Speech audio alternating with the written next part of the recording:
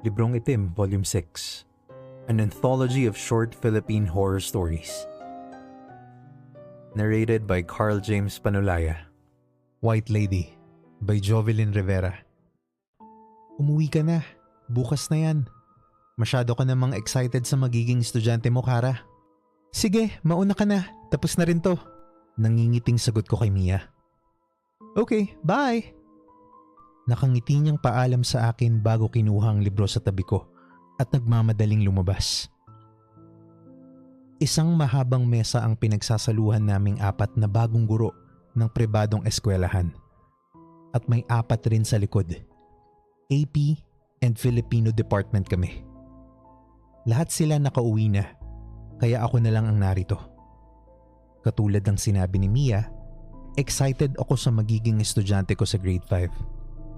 Talagang nag-effort ako na mapaganda ang classroom namin. Mas maganda ang classroom, mas gugustuhin ng mga bata na manatili ron. Tapos na akong gumawa ng decoration sa pintuan, kaya tumayo na ako.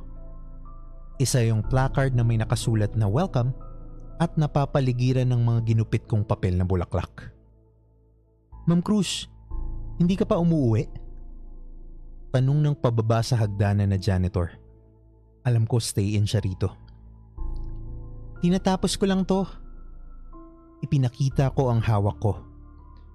Ako na lang ma'am kasi napakamot siya sa ulo at tumingin sa hagdanan. Ako na, ngiti ko sa kanya.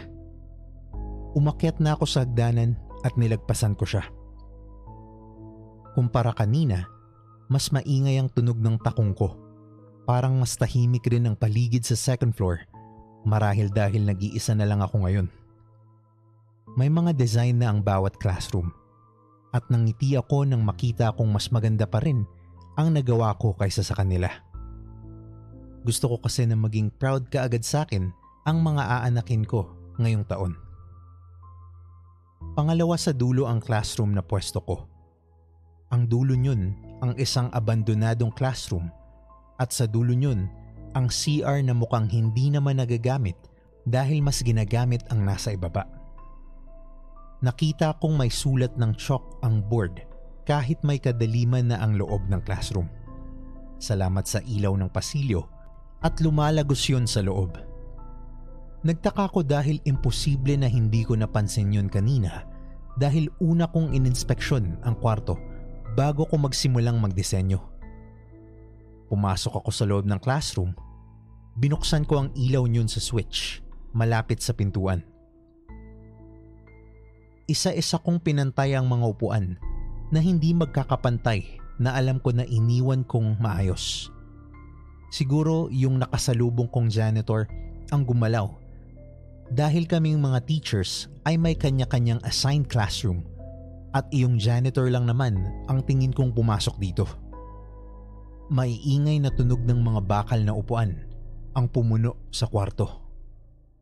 Saglit akong natigilan dahil tila bukod sa upuan na ginagalaw ko, ay may iba pa. Para bang may mga estudyante na sabay-sabay nag-aayos at dahil mabibigat ang upuan, ay lumilikha iyon ng nakakangilong ingay dahil imbes na iangat nila, itinutulak na lang nila yon. Nakadama na ako ng kaba, pero hindi ko yun pinansin. Nagpatuloy ako sa ginagawa ko kahit nanlalamig ang kamay ko dahil sa sumasabay nga sa aking mag-ayos at tuwing tumitigil ako ay tumitigil din yun. Nang matapos na ako ng tuluyan, kaagad kong tinungo ang unahan para kunin ang eraser at burahin ang tila kung ano-ano lang naguhit sa board. Unti-unti, nilulukob na ako ng takot na pinaglalabanan ko pa rin iyong batok ko. Tila nakatayo ang mga buhok doon sa paninindig. Maging ang ulo ko, tila nanlalaki. Pero nagpatuloy lang ako sa pagbubura at halos hindi ko na inisip ang mga alikabok ng chalk na bumabagsak sa platform. Kung sa ibang pagkakataon nito, hindi ko yun hahayaan at kaagad kong lilinisin. Nang matapos akong magbura at ilalapag ko na ang eraser sa lalagyan nito sa table, ay siya namang lakas ng pagsara ng pinto na ikinagulat ko talaga ng husto. Doon na ako nagsimulang panginigan ng mga tuhod. Mabilis ang tibok ng puso ko at kinakain na ako ng takot ko. Lahat ng balahibo ko naninindig. Pakiramdam ko tila anumang oras may magpapakita sa akin na hindi ko inaasahan. Sa takot ko nga, naibagsak ko yung placard. Sinong mag-iisip na hangin yun kung wala ngang malakas na hangin na dumaraan? Mabigat din ang pinto at kinakailangang itulak yun ng malakas para lumikha yun ng ganoong katinding ingay.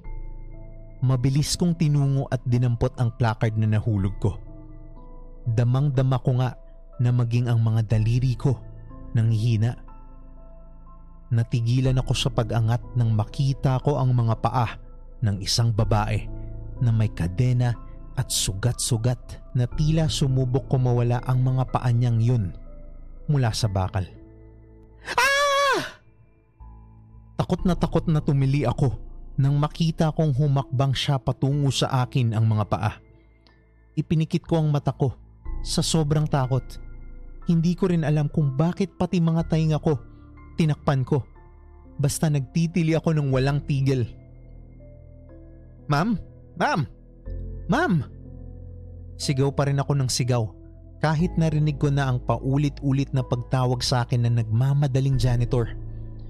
Hindi ko na namalayan kung paano niya binuksan ng pinto dahil para akong baliw na sumisigaw at umiiyak hanggang hawakan niya ako na halos ikabigla ko palalo. Iyak ako ng iyak kahit siya na yung nakita ko. Wala nang bakas ng mga paa pero alam ko na hindi yun isang halusinasyon lang. Kahit paano, nabawasan yung takot ko dahil sinabayan akong maglakad hanggang sa faculty ng janitor namin. Hindi na ako nagpaiwan sa kanya. Hinintay niya akong makaayos ng mga gamit at sa sobrang panginginig ko at takot, halos hindi ko na naayos ang loob ng bag ko. Basta ko na lang isinilid lahat ng gamit ko. Hindi ko na rin nasuklay ang buhok ko sa sobrang pagmamadaling makaalis ng eskwelahan. Dahil sa pangyayari na yun, hindi ko na hinayaang maiwanan at gabihin sa faculty. Maingay ang eskwelahan, kaya naman kapag oras ng klase, hindi ko nararamdaman ang takot. Wag lang siyang daraan sa isip ko at bumabalik na naman ang pangangatog ko. Hindi ko alam kung magagawa ko pang pumasok kung tuluyan kong nakita ang anyo ng may-ari ng mga paa na yun dahil kahit yun lang, hindi na ako nakakatulog ng maayos. Lunch break nang makita kong tinulak ni Brent ang kapatid niyang si Brian na muntik nang mahulog sa hagdanan. Napapadalas ang pananakit ni Brent sa kapatid niyang mas bata. Si Brian talaga ang advisory student ko at dapat si Mia ang kumakausap kay Brent dahil siya ang advisor. Pero dahil wala siya, ako na ang nagpresenta. Brent, hindi tama yung ginawa mo kay Brian. Magkapatid kayo. Kaya bakit mo siya sinasaktan palagi? Malumanay na tanong ko kay Brent nang nasa classroom ko kami. Uwian na nang magkaoras ako nakausapin siya habang pinaghihintay ko sa labas si Brian. Weird siya. Palagi siyang may kinakausap. Natatakot na ako sa kanya. Tila naiiyak na si Brent. Palaging may kinakausap? Hindi ko alam kung bakit pakiwari ko. Bumalik na naman yung kilabot na naramdaman ko noon sa classroom na ito. Kaya naman plano ko nang putulin ang pag-uusap namin ng mas maaga. Oo ma'am, sa bahay lagi niyang sinasabi na dalawa kaming kalaro niya at wag akong maingay kasi nagagalit daw sa akin yung isa na hindi ko naman nakikita. Nagsimula na talaga siyang umiyak. Tapos dito daw sa classroom niyo ma'am, may kaibigan siyang babae na palaging katabi niyo at sinusundan kayo. Naglalaro nga raw sila sa kabilang classroom bago mag-uwian. Tapos ngayon, isasama niya raw kaya sa galit ko, muntik ko na siyang maitulak. Natatakot po kasi ako. Lalong lumakas ang pag-iyak niya, nakababakasan mo na talaga ng takot. Maging ako, nangilabot at ginapangan din ng takot. Kakausapin ko na lang ang mommy niyo. Gusto ko pang magsalita pero nakadama na ako ng kakaiba at yun pa lang na palagi kong kasama, tila hindi na ako patutulugin pa. Sabay na kaming tumayo. Nagpupunas pa siya ng mukha niya habang naglalakad kami. Wala sa pasilyo si Brian, kaya naman pumihit ako sa abandonadong classroom. Nakabukas ng bahagya ang pinto. Kahit kinakain ako ng takot at halos wala na akong malinaw na marinig sa lakas ng kabog ng dibdib ko, ay inutusan ko pa rin si Brent. Hintayin mo na lang siya sa baba, Brent. Naglakad na ako patungo sa kabilang classroom. May sira ang pinto doon at karamihan ng mga upuan ay sira. Alam ko na rito na yung mga upuan na nasisira at ipinapalit. Ang alam ko, katulad ng normal classroom, nakaayos ang mga upuan ng by row. Pero nang sumilip ako, ay nakatabi lahat yun sa mga gilid na animo ay may Christmas party. Nakita ko si Brian na nakaupo sa gitna at maganang nagsasalita. Malaki ang bahay namin, may swimming pool. Muestra ni Brian na tila sinasabi na ganoon kalaki ang bahay nila. Huwag mong sasaktan si kuya, mahal ko yun. Sabi ni mama mahalin ko si kuya dahil dalawa lang kaming magkapatid. Tila pigil nito sa kausap. Brian? Nangingilabot kong tawag. Lumingon siya sa akin na tila nagtataka saka ngumiti. Hindi ko alam kung bakit ang inosenteng ngiti na yon ay nagdulot ng kilabot sa akin na halos gusto ko nang tumakbo palayo sa lugar. Sinong kausap mo? Halika na. Itinulak ko ng marahan ang pinto na marahang umingit na dumagdag pa sa sensitibo kong pakiramdam. Humakbang ako palapit sa kanya habang ang mga buhok ko sa katawan ay naninindig na.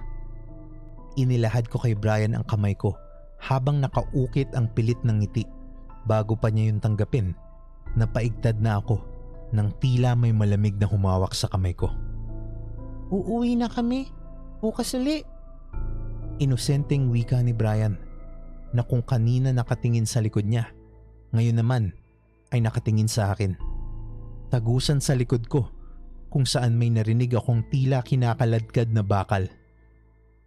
Ma'am, maglaro tayo kasama siya. Masayang hinawakan ni Brian ang palad ko. Sino? Siya. Turo niya sa likuran ko na tila nagtataka na hindi ko napapansin ang kaibigan niya. Kahit halos manginig na ako at maihi, ay dahan-dahan ko pa ring nilingon ang tinuturo ni Brian. Unti-unting nanlaki ang mga mata ko sa nasaksihan ko. Napaatras ako nang makita kong nakasabit ang isang babae at may bakal sa binti niya na tila sinaunang preso. Halos makikita na yung humihiwalay niyang laman at maging ang buto niya halos lumilitaw na. Unti-unti kong itinaas ang mukha ko at tumambad sa akin ang duguan niyang puting damit at tila may putik-putik pa. Umangat pa ang mga mata ko patungo sa mga braso niyang may mga lumilitaw ng laman na tila dumanas ng mga hagupit. Pabiling-biling ang katawan niya na tila kumakawala. Tiningala ko siya. Wala siyang mga mata pero dumudugo yun sa mga pisngi niya at nakatahi ang bibig niya habang sabog-sabog ang kanyang buhok. Doon na ako napatili ng husto sa sobrang gulat at takot. Laro tayo?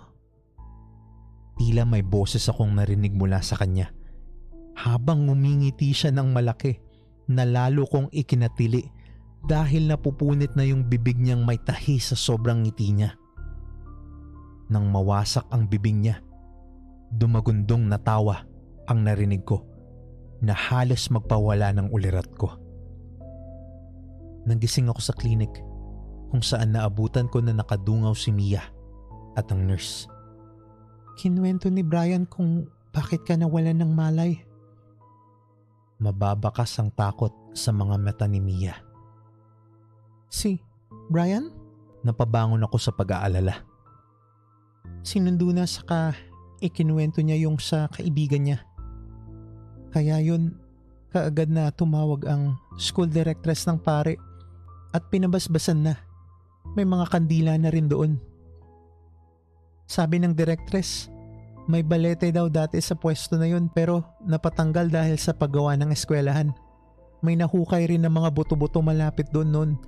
Kaso mukhang sinaunang panahon pa namatay yung babae kaya mahirap nang hanapin ng pamilya niya na baka siyang ikatatahimik niya. Kaya yun, nag-alay na lang kami ng dasal. Nasa mukha niya ang takot. Tumango ako habang bumabagsak ang mga luha ko. May naramdaman ako sa bahagi ng paa ko. May malamig na humaplos. Laro tayo, sabi ng boses na tila nag-e-echo sa pandinig ko kasabay ng malulutong na halakhak.